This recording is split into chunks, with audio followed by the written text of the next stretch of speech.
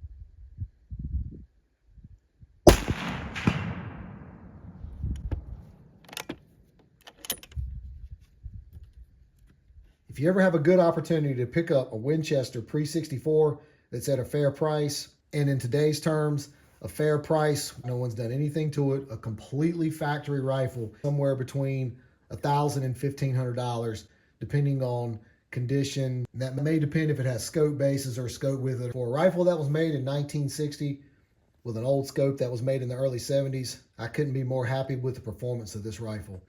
It shot really well. It functions flawlessly.